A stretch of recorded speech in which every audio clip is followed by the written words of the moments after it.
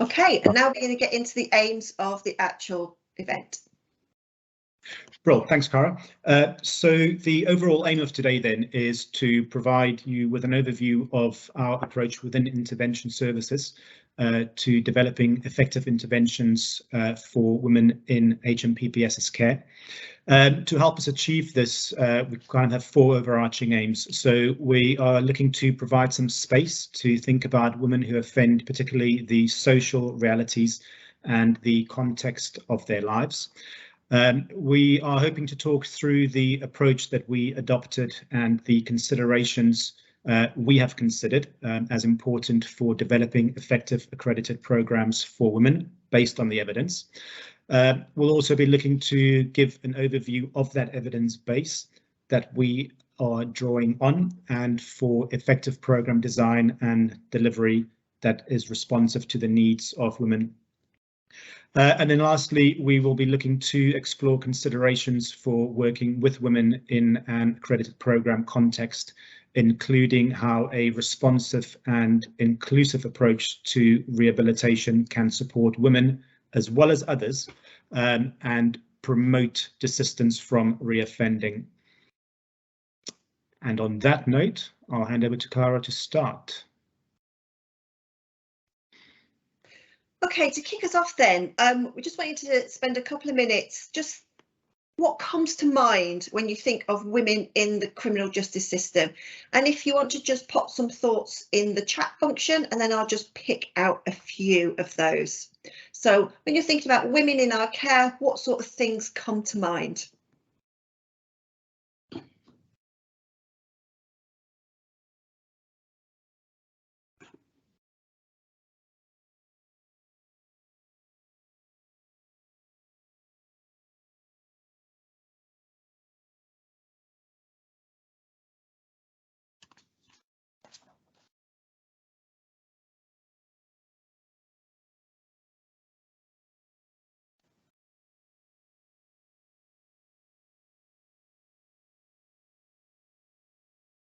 Cara, I don't have the chat function.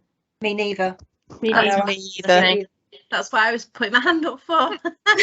Same here. Shall we just take, if people want to just shout out a couple of things then, we haven't got anything in the chat yet, so let's just take 2 or 3 thoughts then for people that aren't in the chat. So I think it's Francine was had a hand up.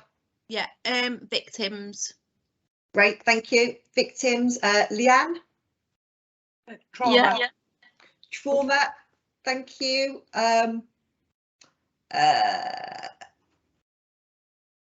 Who else have we got? Let me just see. Is it Claudia? Complex needs. Complex needs, thank you. Chris? Managing risk versus vulnerability. Okay, yeah, so that risk vulnerability, and then Anna? Their children. They are children, or they're, Oh, yeah, their children, yeah. Fabulous, thank you. Great, so when we say chat function moving through, we're going to do this a couple more times. Let's just do as we've done it, because that seems to work equally as well. So thank you for bearing with us on that. So yeah, some varied things coming out there. So if we move then to the next slide, these are sorts of the things that we were having to think about come to mind when we think about women within the criminal justice system, and they do sort of spill over to some of the things you were saying there. So many women in custody or on probation experience chaotic lives, often involved in substance use, mental health problems, experiencing domestic abuse, have dependent children. So we had that one. Experience financial difficulties and debt, emotional and social isolation, potentially some accommodation problems, have significant histories of trauma, so we had that mentioned, and consequently many will self-harm and many will experience physical health difficulties, you know, and in terms of offending trends, you know, sometimes those things in terms of would be victim and perpetrator, so that dual aspect that somebody else mentioned. So we're now going to zoom in on a number of these characteristics in a little bit more detail, just to set the scene really in terms of who we're working with.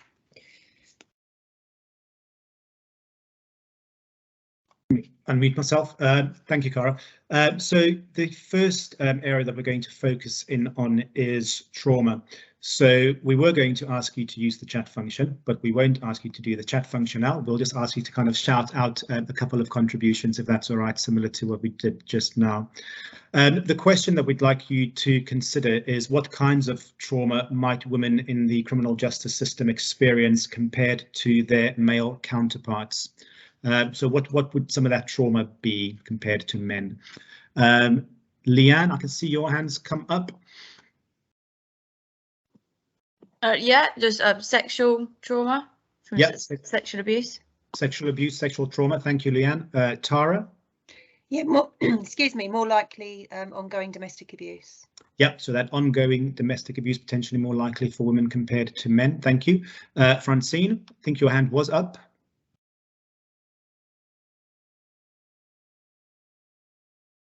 But it might not be. Leanne, I think. Yeah, that, I mean, it links to what people have said, but their experience of relationships. Absolutely. So their experience of relationship might be different compared to men in terms of that trauma they experience. Thank you for that, Leanne. Style? Trauma around pregnancy, childbirth, or rearing children. Yep, definitely. So kind of the actual process of childbirth and that related trauma. Thank you. And I think there was another hand, but they've gone down. So I guess we kind of think about that then. There are lots of different experiences of trauma that women in our care might have compared to men.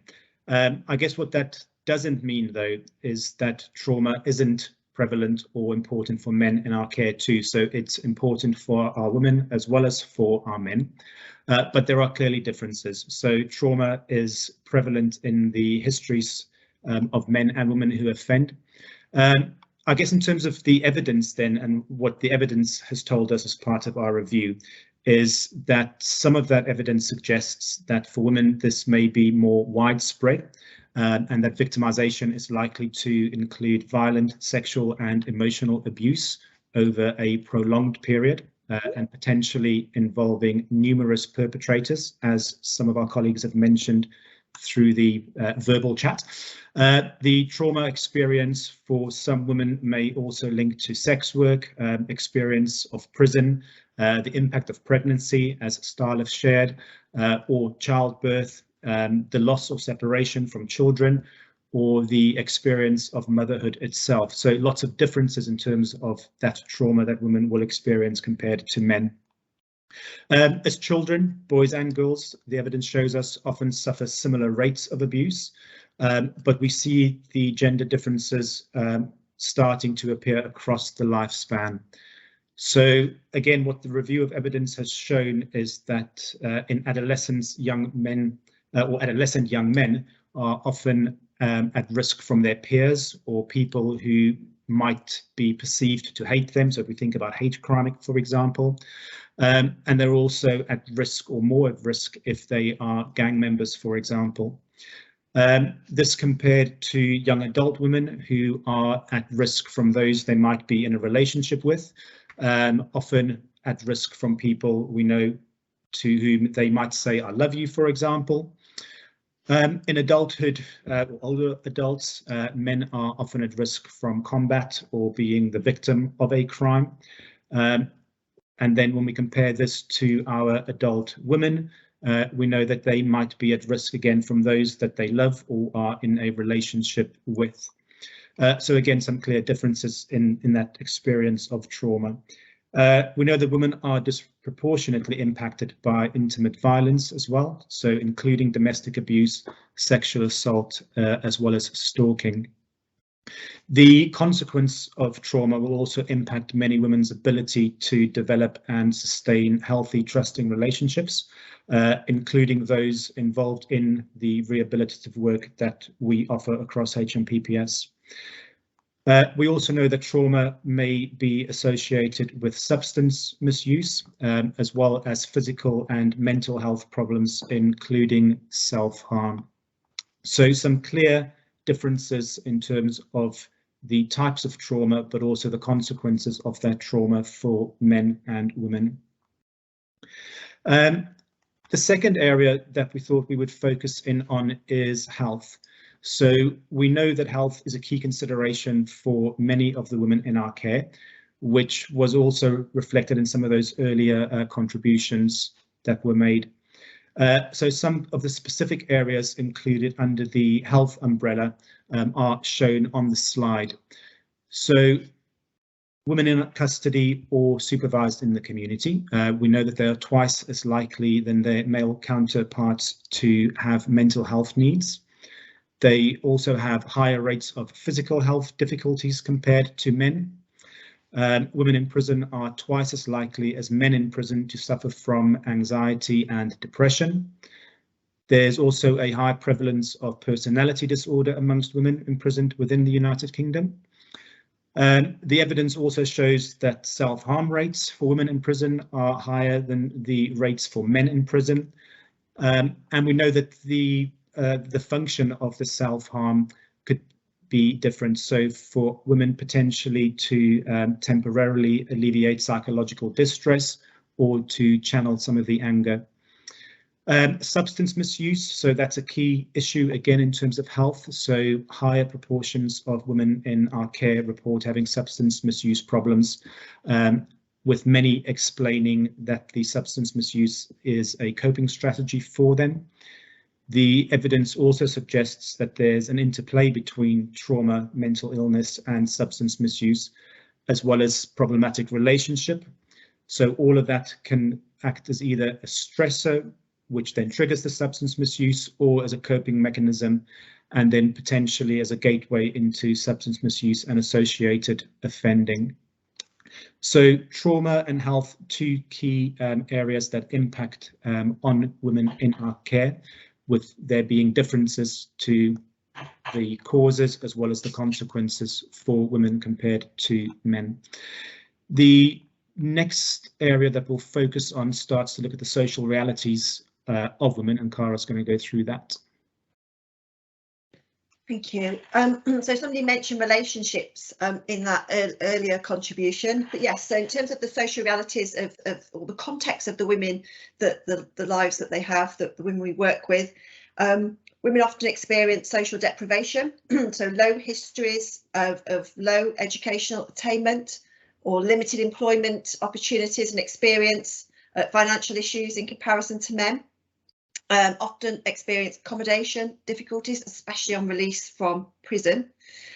So relationships, turning to that, almost 60% of women in custody or on supervision have experienced domestic abuse. Many will have experienced domestic violence in more than one relationship, and for some, the relationship that they're currently in may not be conducive to rehabilitation. Somebody said at the start as well that many women will be primary carers of children. And a high proportion of imprisoned women are mothers who are living with their dependent children prior to imprisonment than imprisoned fathers. So another aspect we thought was relevant to shine a light on was the experience of women from an ethnic minority group. So the Lammy report, we know, generally highlights gender and race inequalities. The data shows an overrepresentation of ethnic minority women in the criminal justice system. For example, black women are more than twice as likely to be arrested than white women. And further to that, women from ethnic minority groups may face additional challenge as a result of their social positioning, their gender, discrimination, stigma, language barriers, some faith or cultural differences they may have, and potentially also face isolation from families and experience shame due to the perception that their offending has brought dishonour to their family.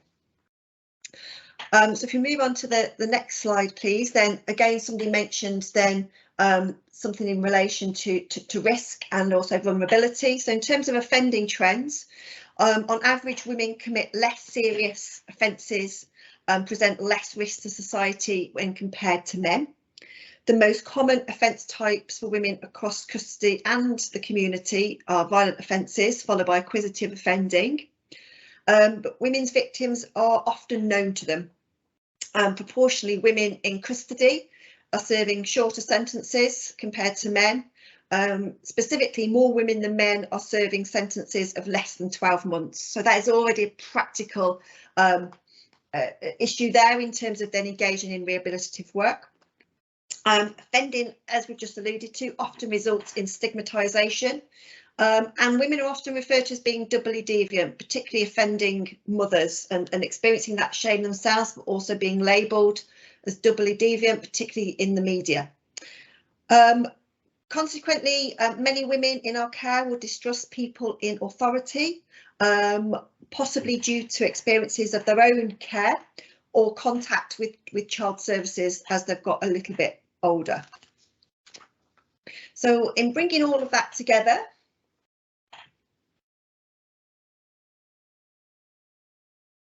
right, so in summary then, women in the criminal justice system experience multiple disadvantages as well as multiple responsivity needs. We can see that often problems are co-occurring and that they are interrelated. We can see that women who offend are not a homogeneous group, that there's diversity within their protected characteristics, their offence type, as well as their individual needs. And that despite I guess all of those risks that have been issued, it's also important to stress that the women in our care will have existing strengths and that those existing strengths need to be embraced and developed further. And that's really important for us to remember when designing and implementing services. So where does this leave us then, I guess, in terms of how we approach developing programs for women to support their desistance from reoffending? And I guess what is all of that data that we've just shared over the last 4 slides, what does that actually represent? So we've talked a little bit then about some of the prevalent needs, or rather, I guess through those 4 slides, we started within interventions to start to think more about what those more prevalent needs are in terms of being more predictive of reoffending. We have also started to think about what are the criminogenic needs for women who offend. What are those factors that, if targeted, lead to changes in the likelihood of their reoffending? It raises questions around obstacles or the barriers that might impact the likely success of interventions. It also raises questions around the features of an individual's experience or presentation and what might they require to help look at the changes and where changes are likely to impact on reducing the likelihood of reoffending. It also raises questions around what is the impact of responsivity, what might be responsivity factors, what could be those factors that promote desistance, for example. And that really was our starting point. It was to draw together all of that information, which raised a number of questions. Just a minute there. So what we recognized at that time was that we needed to internally build an evidence base to enable us to navigate through those questions that I just mentioned now. And that process we hoped would ultimately put us in a position where we had principles for effective program design in this particular rehabilitative context that was operationally viable both across custody and community. So to help us with that, we commissioned a rapid evidence assessment to look at the literature regarding the rehabilitation of women who offend. And that was then supplemented with several internal evidence reviews to help answer 4 specific questions. And those 4 questions ultimately lead us, or should hopefully lead us, towards what works to reduce reoffending in women. So our 4 questions that we explored within the evidence is: what are the criminogenic needs for women who offend? What factors have been identified as facilitating successful desistance for women who offend? What responsivity considerations do we need to consider for women within the context of an accredited programme? And then lastly, what works to reduce reoffending in women who offend? The rest of the presentation will work through each of those 4 questions to hopefully illustrate what our current position is then. Before we kind of look at the next half of the presentation, though, what we want to just acknowledge is that throughout the presentation there will be lots of terminology that we use that may differ depending on the context that you are coming from or part of the organisation that you are coming from. So we're using terms like criminogenic need, risk factors, factors supporting successful desistance. We're looking at responsivity, but we'll hopefully, as we go through, provide a very brief description of what those mean to give some context and make sure that people are on the same page. So we do hope that those explanations will be clear, but if not, just shout out, put your hand up, and we can just clarify as we go along if necessary. On that note, then, we'll start to look at that first question, which is around criminogenic need for women.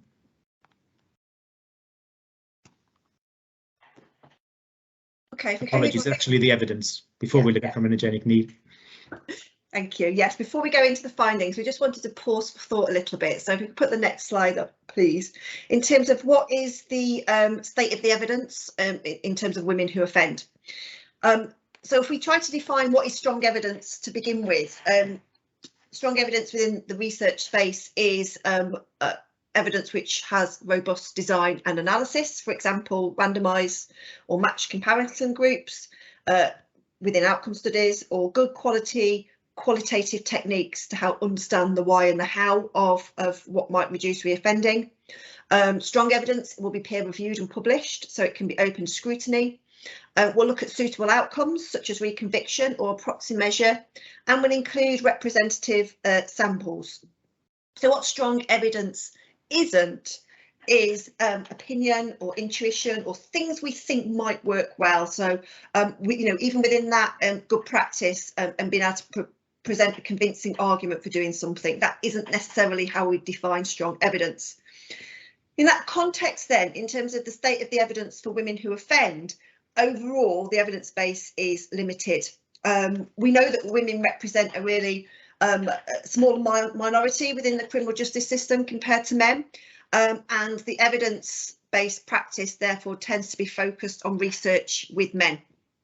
Over the last decade or so, there's been an increase in both the amount and quality of studies, which can help provide a stronger information around what interventions work with women who offend. However, in comparison to men, there are still far fewer large-scale, robust studies. Also, research that is focused on women tends to face a number of obstacles because of those smaller numbers and the lower base rate of reoffending. That makes it quite challenging to sometimes establish what works. Also on that line, many women are on short sentences, as we've said, or assessed to be lower risk of reoffending, so often don't come into the programme space and so won't be included in the sample sizes, so reducing that sample size overall again.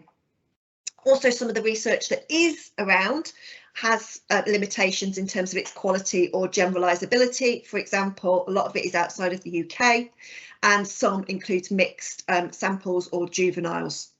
However, the evidence is improving both in quality and quantity, even though those gaps still remain. So in our review of the evidence, we try to focus on the best quality evidence available, so those large-scale, robust, designed studies, systematic reviews, etc. But they themselves aren't without limitations. So as we go through the findings across those 4 questions, we'll try and give a nod to the strength of the evidence. So it's with those caveats in mind we turn to some of the findings. So we'll first have a look at what are the main criminogenic needs for women.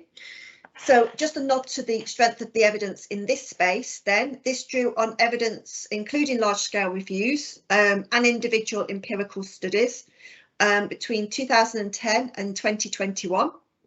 And overall, it provides tentative evidence for a range of potential risk factors. So there were limitations in the evidence in terms of the number of large-scale reviews that were available. The papers that were reviewed were of mixed quality and utility outside the UK, or mixed samples being 2 examples of that. And also very few of the individual studies focused on one offence type. So we had insufficient studies to draw really firm conclusions regarding unique treatment needs of distinct offending groups. Also, many of the studies didn't include comparison groups of males, limiting conclusions about whether the identified needs were unique to women. So with all of those caveats in mind, let's have a look at what the findings found then in terms of the main criminogenic needs for women. So the findings are supportive of, you may be familiar with the term, the central 8 criminogenic needs, which is part of the risk need responsivity framework proposed by Bonter and Andrews. So the evidence was pointing to a number of areas, including antisocial personality pattern, which includes impulsivity, emotional negative emotions or emotional management issues, and irresponsible behaviour. Pro-criminal associates, including peers, but also importantly for women, family and intimate partners. Pro-criminal attitudes, including values and beliefs supporting rationalisation for crime. Substance use, both drugs and alcohol, problem and binge drinking, particularly for women. Education, employment and financial difficulties. Leisure and recreation. Also various aspects of family or marital life, including poor family relationships, accommodation difficulties, experience of domestic violence, emotional regulation challenges, including anger, hostility, temper control, and also mental health, as Aubrey said earlier on, particularly around anxiety and depression within reoffending, but also inclusive of personality disorder, post-traumatic stress disorder as well. Consideration of a number of these factors have absolute overlap with responsivity as well, so some may well be need to be considered in that sense also. And also the evidence was pointing to significance for women in regard to a number of these areas. So what we call female salience was suggestive for a number of the risk factors. So if we can turn to that slide now, please. So a number of the studies showed variation in the salience of risk factors, or the predictability of risk factors for recidivism for men and women.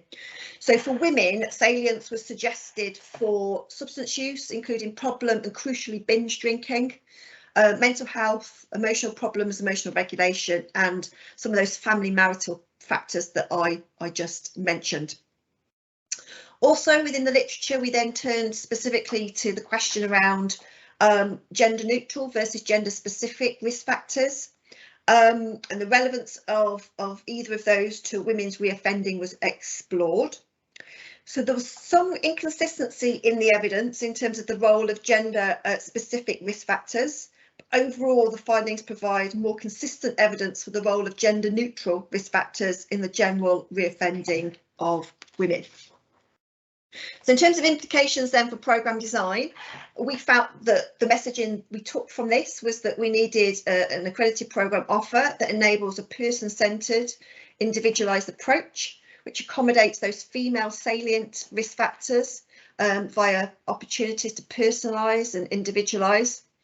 An offer that sits importantly within the wider rehabilitation approach across the organisation, so contributing to a holistic package of support for women in our care, and also a trauma informed approach is absolutely indicated. We'd also say at this stage that criminogenic needs only play part of the picture. We need to also move beyond those markers to an explanation of some of the underlying mechanisms between those core dynamic risk factors and offending behaviour for women. And consider then the factors that are also successful in supporting desistance for women who offend. So on that note, we're now going to look at what we found in terms of desistance. We are. So we're going to focus on the desistance factors first, and then we're going to have a look at responsivity as well. So again, the question around desistance was specifically what factors facilitate desistance for women who offend. And again, to help answer this question, the evidence drew on publications between 2010 and 2021. The studies included typically focused on primary desistance, so that lack of involvement in crime rather than adopting a non-offending identity. In terms of the strengths of evidence, it should be noted that there were variable measurements of desistance included in the evidence sources reviewed. They included a range of methodologies, so there were some qualitative, there was quantitative, as well as mixed methodology. And that there were also limitations to the generalizability due to small sample sizes and the fact that a number of the studies were from outside the UK. There was also varying rigor in terms of the methodological design, which added additional limitations. But again, some of the key headlines are noted on the slide. So from the evidence, it's suggested that desistance is most likely to be seen among women who are lower risk of reoffending, women who have lower need and with lower complexity of need. The evidence also points to the potential of a number of structural, relational and individual factors as noted on the slide, and that these factors are relevant to supporting desistance for women. I'm not going to go through those in turn, but you can hopefully see how we've split them into structural, relational and individual. The findings were often complex, where several factors could both promote or dissuade desistance. So one of those examples being motherhood and parenting. The findings also suggest the need for us to understand issues of responsivity for women and where appropriate for us to make referrals to more specialist provision. So again, linking to that wider rehabilitative offer. So I guess once we looked at the evidence, we then need to think about what that means for program design and what we actually need to do. So some of the kind of takeaway messages that we concluded were that we need to address criminogenic as well as desistance factors. The evidence points to the potential of a number of design features supporting program content, the delivery style, as well as that wraparound support that we have and will continue to mention on several occasions. Whilst not typically emphasised within the evidence, there's suggestions as to how the influence of the structural and relational factors may be able to be referenced within programs. So not directly targeted, but again, how can we signpost to them? So this could potentially include signposting and developing access to education, employment, or, for example, indirect support in terms of housing or childcare. There were some other narratives that hinted at what might be valid content to include within group-based psychologically informed rehabilitative programs as well. And we'll come back to that point when we look at our approach, as the findings also point to the potential of a number of design features. So again, the program content, the delivery style, and that wrap around support. So in the couple of slides, we'll come back to that point. So we've kind of looked at the criminogenic needs and what the evidence tells us around that and the implications for program design, as well as the desistance factors and their implications. The third question that we explored within the evidence then was what are the main responsivity considerations for women? So responsivity from our perspective is about maximising an individual's ability to learn, and it forms the third arm of the risk need responsivity model.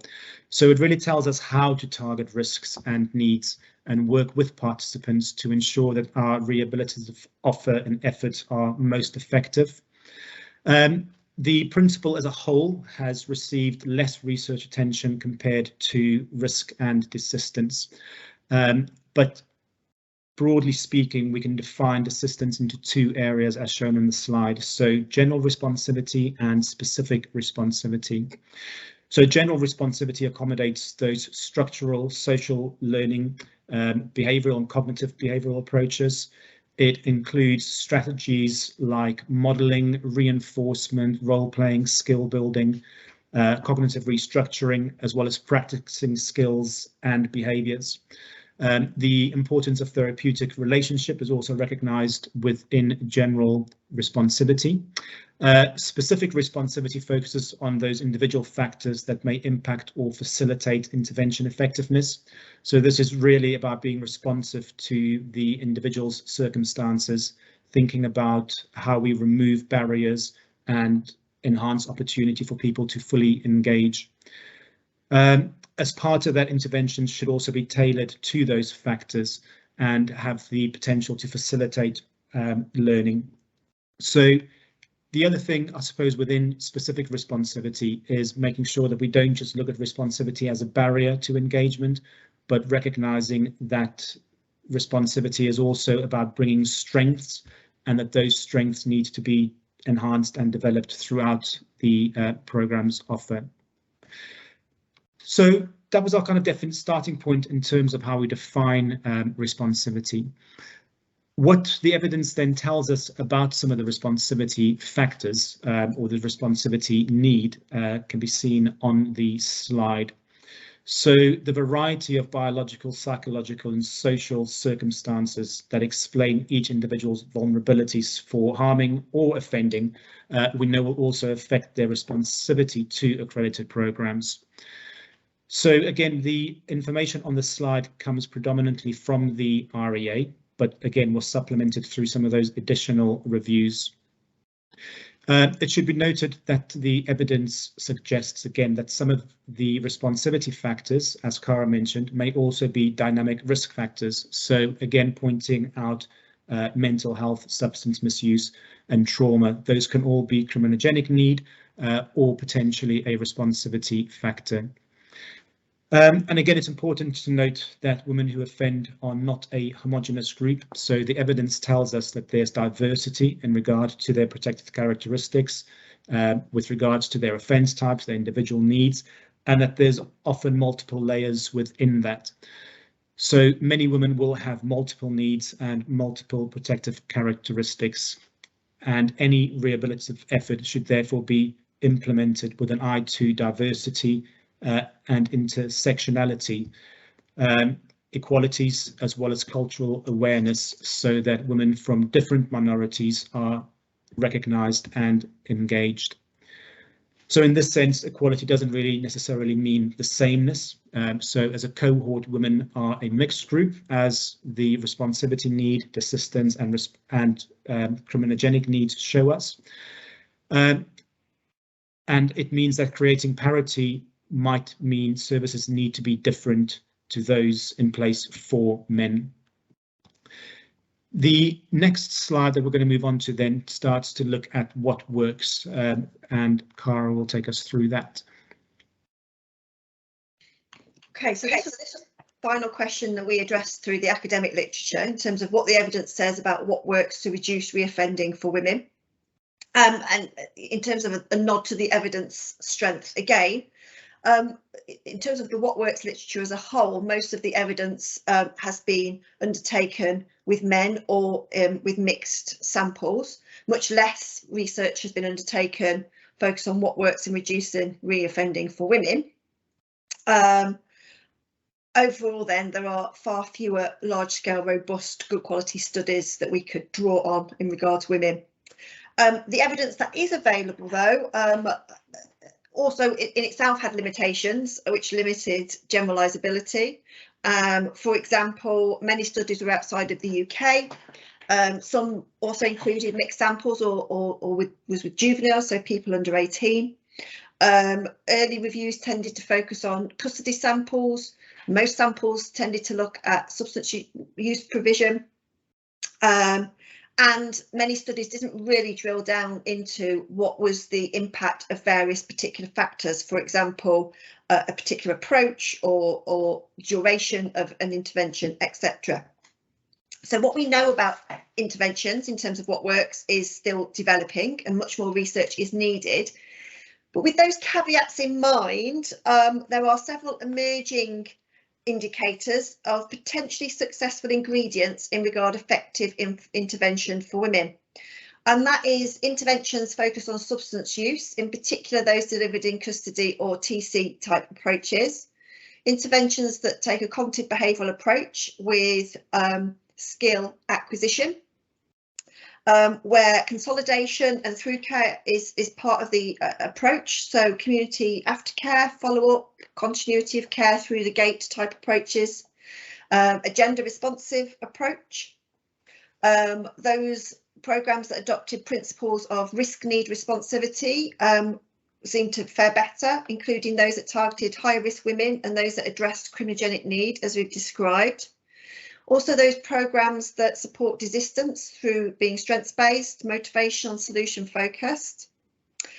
Also, intervention for women with serious mental health problems prior to the programme or alongside that programme.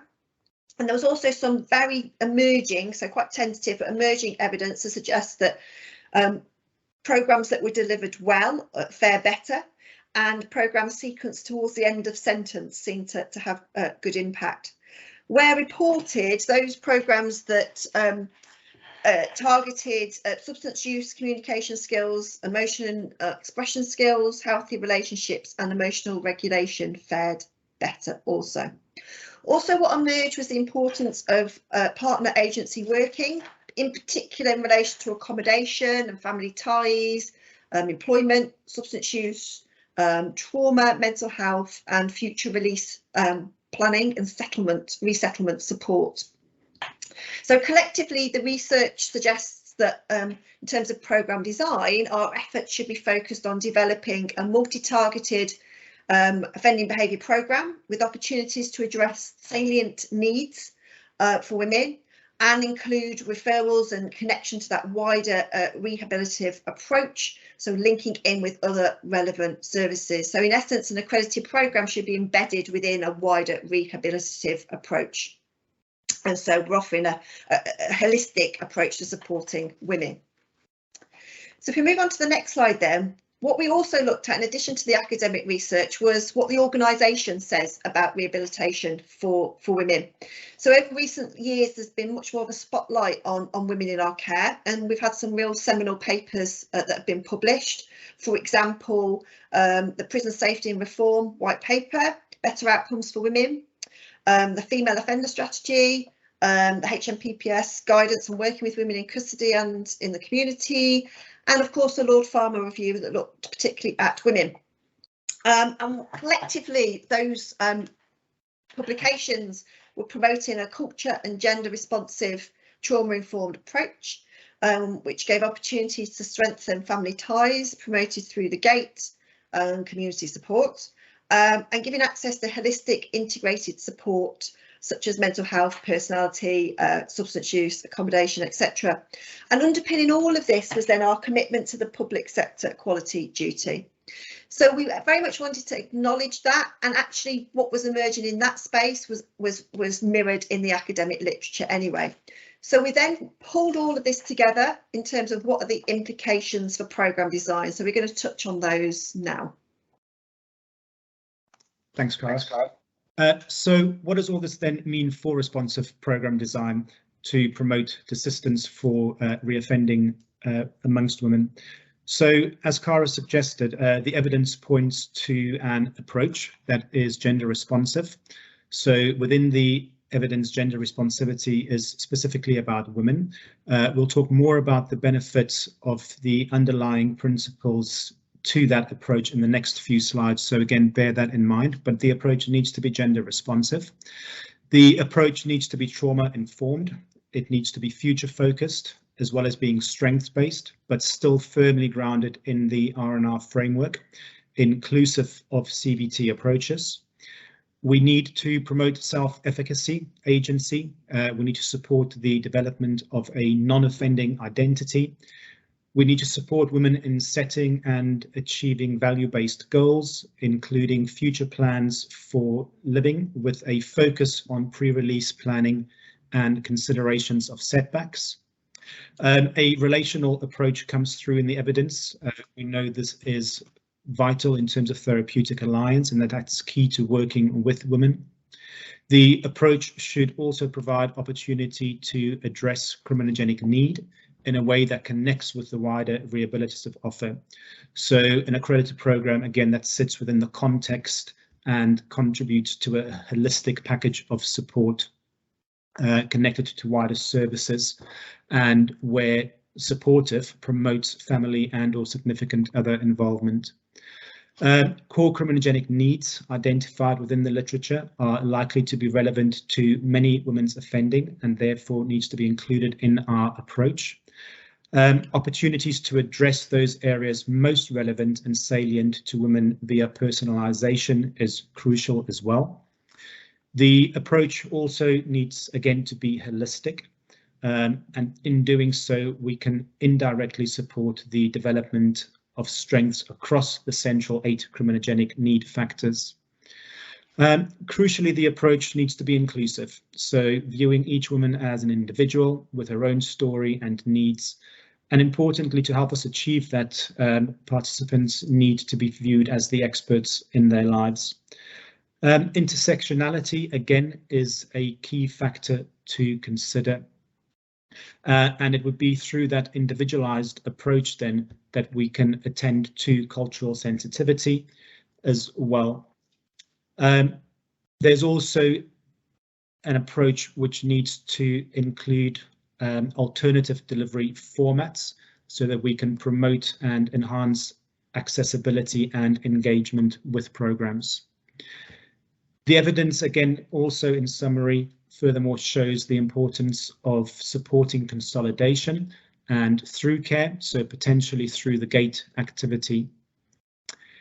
It also ultimately recognises and supports the implementation and determining outcomes and the investment required to promote quality of delivery through training and CPD for both facilitators, as well as looking at appropriate quality assurance. So the quality assurance needs to be part of that program design. Another way to look at that another way to look at the holistic offer that we've mentioned a couple of times is on the next slide, which Cara will talk us through. Okay, so put simply, our key message is that an accredited programme does not operate in silo. We feel it should connect to and sit within the wider rehabilitative context and contribute towards a holistic package of support for women in our care. And therefore, rehabilitation is going to be multi-layered and include a range of different intervention and support pathways. So the outer layer sort of points to those community partnerships, in terms of things we've already mentioned, like accommodation, employment, education opportunities, supportive relationships. And an accredited programme can indirectly support these areas via skill development to facilitate skills that are going to serve people well in those areas. The next level within then are those the area where those criminogenic or responsivity factors may sit, which require specialist input, including services targeted around mental illness or physical illness, active trauma, personality difficulties, current substance use, exiting sex work, for example. And then the central level is where that accredited programme sits embedded within that holistic context. Okay, so if we can move to the next slide then, just to bring all this together a little bit. So in terms of, in conclusion, yes, we think that gender does matter. And in fact, gender responsive services, approaches and programming are routinely promoted within our organisation. However, when we drill down into this term gender and gender responsive, we think it's important to say, what are we actually meaning when we use those terms? And it's important to distinguish between the terms gender and sex. So we know that gender, in addition, includes psychological, social and cultural aspects to it. We've also mentioned heterogeneity a couple of times. So women are not a homogenous group and should not just be defined by or understood in terms of their sex. Women who offend have diversity within protected characteristics, within offence types and within their individual needs. So we need to accommodate that within any rehabilitative effort and make sure we keep that eye to inclusivity and intersectionality, equalities and cultural awareness throughout. And also in terms of gender expression, you know, traditionally when we think about gender, it's been thought of as either growing up male or female. This has very much changed, and we very much want to embrace the understanding that gender is not just binary. So it's not just male or female.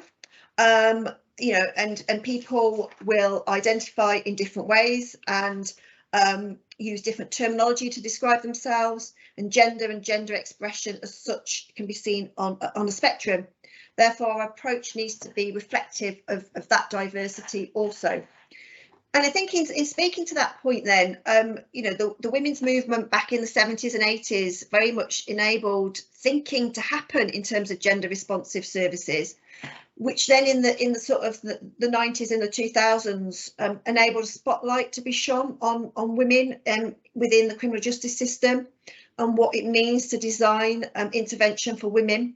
And that was a really seminal starting point in terms of what is a gender responsive and trauma informed service. And very much that work was born out of services that looked at women. So some huge authors, which I'm sure you'll be familiar with Stephanie Covington as a big one that's still very present within our service currently, but Bloom and Owen as well also created a definition and a set of guiding principles for gender responsive approaches, which primarily was focused on women.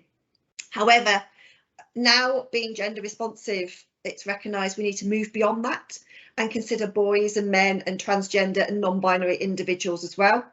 And therefore, any inclusive rehabilitative offer should adopt, can adopt those inclusive practices and principles that Bloom, Owen and Covington promoted for women, and making sure that the services that are tailored for women, similarly that services are appropriately tailored for men and young men, and also gender minorities. And very much those same principles that were born out of gender responsive programming for women will have reach across beyond that binary model.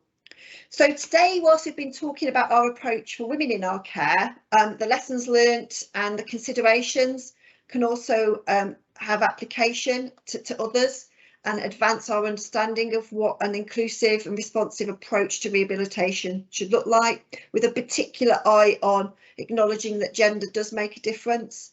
But people need to be viewed as individuals with differing factors that shaped who they are and why they offend. That there is intersectionality within groups of people, and we need to be sensitive to that. We need to be responsive to the prevalence and impact of trauma across the piece.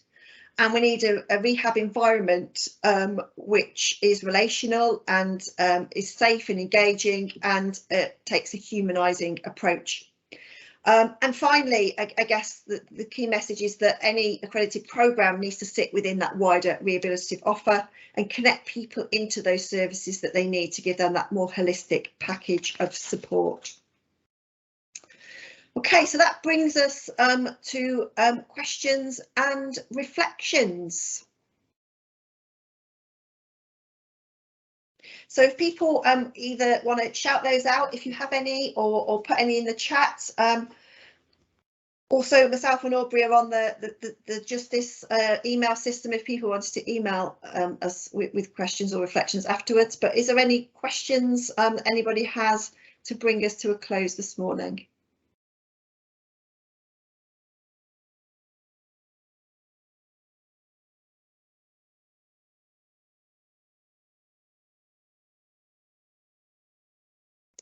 There was a hand that flashed up. Sorry. Yeah, was that David? I think it was. I didn't know whether you'd mean to do that or. Sorry, I was distracted by my dog barking next to me, which I didn't want to interrupt your call.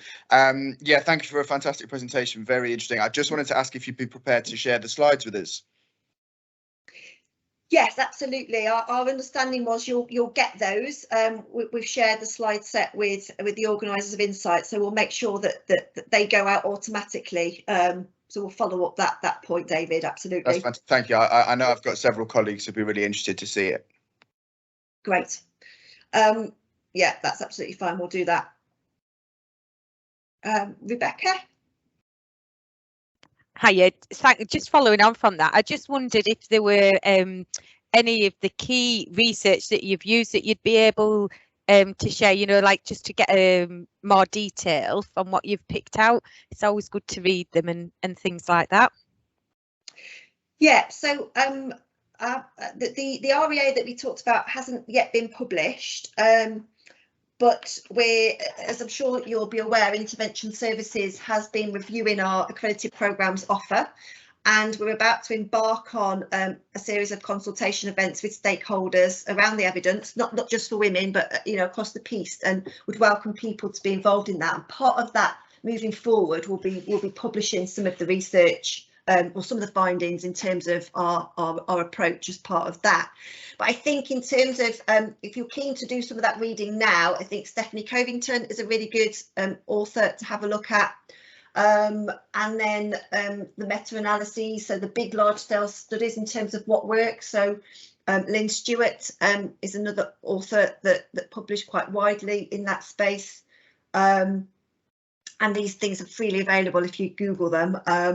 And I think that a really good starting point, there's some really good evidence embedded within the female offender strategy and the HMPPS guidance for working with women in custody and community, and that should start you off then on looking at those authors. So anything that mentions Bloom, Covington, Owen and Lynn Stewart are really good starting authors.